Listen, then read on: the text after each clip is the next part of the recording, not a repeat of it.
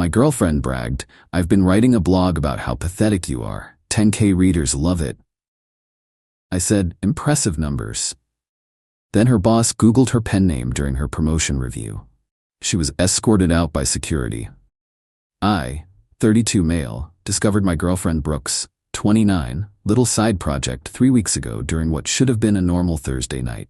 We'd been together for 2 years, living together for 6 months. She was tipsy from book club wine and feeling chatty. "You know what's hilarious?" she giggled, sprawled on our couch.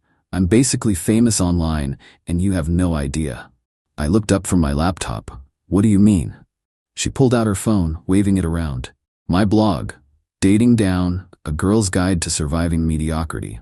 10,000 subscribers eat up every word I write about dating a boring IT guy who thinks craft beer is a personality trait."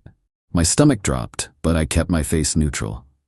That's impressive numbers, right? Yesterday's post about how you alphatize your video games got 500 comments. People love how pathetic you are. Like, "Damon, sweetie, you wore the same hoodie 3 days in a row. Content gold." She showed me her phone screen. There it was. A slick-looking blog with her face obscured in the header photo. The pen name Brooklyn Writes across the top. The latest post title, "He made me watch him build a computer for our anniversary." "Huh," I said. "Creative." She kissed my cheek. "Don't worry, babe. Nobody knows it's you. I changed details. Like I said, you're an accountant instead of IT, and I called you Dylan instead of Damon." That night, after she passed out, I read every single post. 2 years of content. Some highlights. His idea of romance, a Costco run. He cried during Pixar movies but can't say "I love you." Why I fake it, a mathematical proof. Meeting his parents, beige people in a beige house. He owns 73 identical black t-shirts. The comments were worse. Hundreds of people calling me, "Sorry Dylan, a man-child, a loser," telling her she deserved better. She responded to many of them, agreeing, laughing along, adding more hilarious details about my apparently pathetic existence. But here's the kicker, she'd been monetizing it. Ads, sponsored posts, even merchandise. She was making around 2K a month talking shit about me while I was paying 70% of our rent because she was building her career at her marketing firm. I didn't confront her, didn't say a word. Just screenshotted everything and started planning. Update 1, y'all asked what I did next. Well, Brooke was up for a huge promotion at her company, Senior Creative Director. She'd been prepping for weeks, practicing her presentation about authentic brand storytelling, and connecting with audiences through vulnerability. The timing was perfect. See, Brooke made one crucial mistake.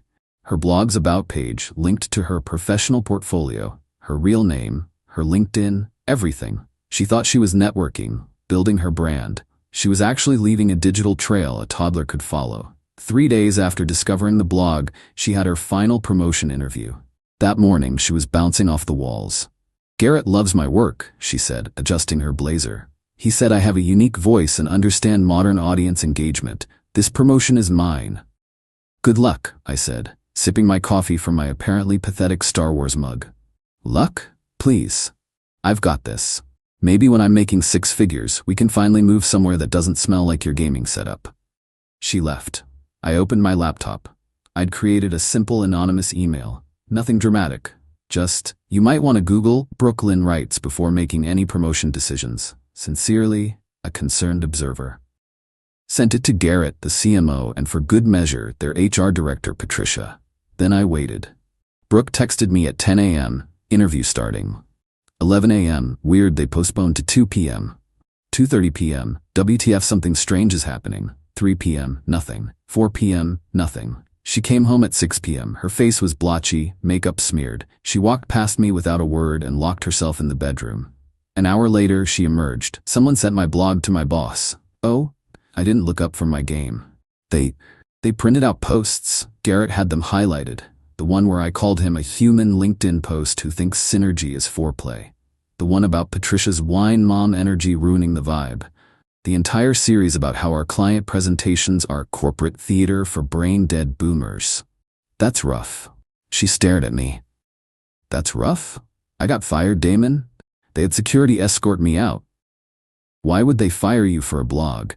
Because I violated their social media policy and defamed the company, and apparently created a hostile work environment by writing about my coworkers. But you said nobody knew it was you. She threw a pillow at me. I had my portfolio linked. Oh, that seems like an oversight.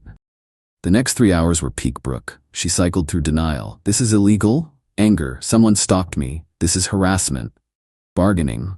Maybe if I apologize. And depression. My career is over. Never quite made it to acceptance, though. Who would do this, she wailed. I shrugged. Maybe someone who didn't like being called pathetic. She froze. You? Me? I don't even know what a blog is. I'm too busy alphabetizing video games, remember? Update 2. The entitlement spiral was immediate. Day 1 post-firing. Brooke decided this was actually my fault for not being supportive enough. If you were more interesting, I wouldn't have needed to write the blog for creative outlet, she screamed while rage-packing her work clothes. You drove me to this. I drove you to write that my dick looks like sad lowercase letter I? It's called creative expression? Day 2. She tried to get her job back. Sent Garrett a 10-page email about how the blog was satire and performance art and actually showed her creative range. He responded with a cease and desist letter because she'd mentioned proprietary client information in several posts. That's when she pivoted to blaming her followers. Those stupid readers encouraged me. She ranted, wine-drunk at 2 p.m. They kept asking for more content. It's their fault for making it popular. Day 3. The blog started getting attention for all the wrong reasons. Someone on Twitter found it and connected the dots to her LinkedIn. The thread went semi-viral. Marketing expert loses job after secret blog mocking boyfriend and bosses discovered. The comments were brutal, but honest. She really thought she was the main character. Mao. Imagine fumbling your whole career for $2 a month. The boyfriend sounds normal, she sounds exhausting. Brooke spent the entire day reporting tweets for harassment and doxing, even though all the information was literally on her public blog. Day 4. Her friends started finding out. Her best friend Tessa called. Brooke, is this blog real? It's creative nonfiction. You wrote that I dress like a suburban mom who gave up. I'm mentioned by name. Tessa, don't be so sensitive. Her sister found it next. Then her mom, who was particularly upset about the post titled Holiday Trauma Surviving His Trump-Supporting Parents. Plot twist, my parents are apolitical and just really into gardening. Day 5. The apartment hunt began. Turns out, without a job and with a fresh firing for cause, nobody wanted to rent to her. She asked me to co-sign. Are you insane? I laughed. We're partners. You're supposed to support me. According to your blog, we're not partners. I'm practice for when someone better comes along. That was character development. Day 6. She started a GoFundMe. Help a creative professional censored for her art. It raised $37. She shared it to the blog's Facebook page, and her own followers roasted her. Girl, you played yourself. Maybe don't bite the hand that houses you? Team Dylan, honestly. Day 7. Her dad called me. Jerome was always a straight shooter. Damon, I read the blog. Yeah? You handling this okay? I'm good, Jerome. Good, she's moving back home. Also, I wanted to apologize. We raised her better than this. You seem like a decent guy, you deserve better. Thanks, Jerome. Also, you don't have 73 black t-shirts. I've seen your wardrobe. It's like 20, tops. Update 3. Brooke moved out yesterday, but not before the most unhinged week of my life. Remember how she monetized the blog? Well, turns out she had contracts with several brands for sponsored content. When the blog went dark, she panic deleted it after the Twitter thread. She breached those contracts. 3 companies wanted their money back. One was threatening legal action. This is your fault, she screamed, throwing her ring light into a box. You ruined my income stream. Your income stream was calling me pathetic. It was sustainable content. But the best part? She tried to flip the narrative. Posted on her personal Instagram about being a victim of cancel culture and how her art was misunderstood. She actually wrote, my vulnerability and honesty about modern relationships threaten people who prefer comfortable lies. The comments did not go how she expected. Her cousin, Brooke, you literally called your boyfriend pathetic for having hobbies. Her college roommate, girl, this isn't cancel culture, it's consequences. Her yoga instructor, maybe journal privately next time? Then came the dating apps incident. Day 8. She remade her profiles while still living in my apartment. I know because she did a photo shoot in our living room, using my ring light she claimed was too cheap in her blog. Her new bio, creative professional, writer, authentically myself, no boring guys please. She matched with some finance bro named Kurt within hours. Brought him over the same day, to my apartment, while I was working from home. This is Kurt, she announced. He has a boat. Kurt looked uncomfortable. Should I come back later? No, Damon was just leaving.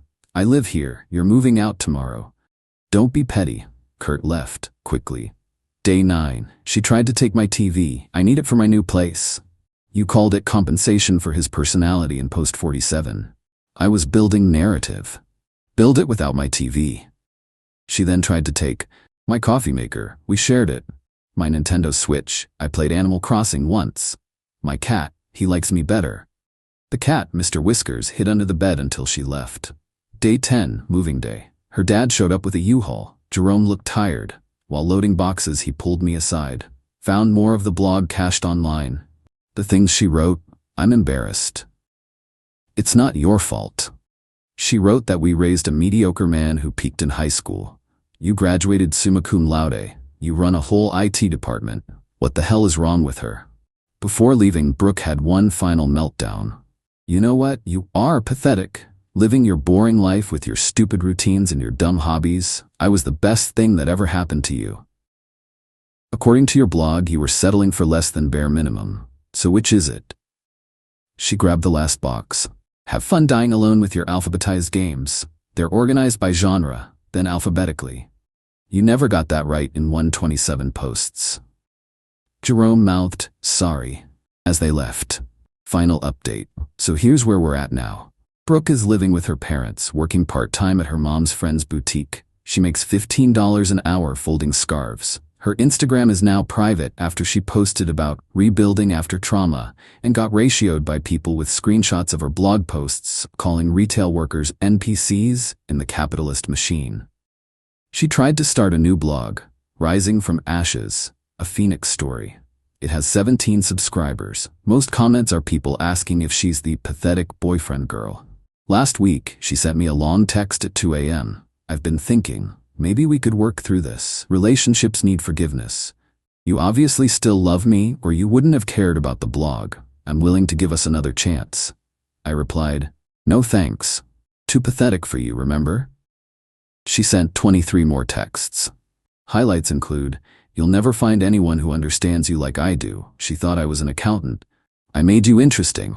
To strangers on the internet who mocked me. You're throwing away 2 years. She threw it away for $2K her month. Kurt has a boat. Cool. Her mom Helen called me yesterday. Damon, honey, could you maybe talk to her? She's insufferable.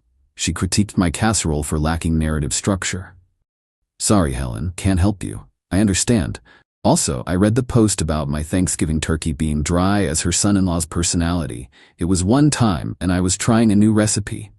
The marketing firm? They've made her a case study in their internal training about social media policies.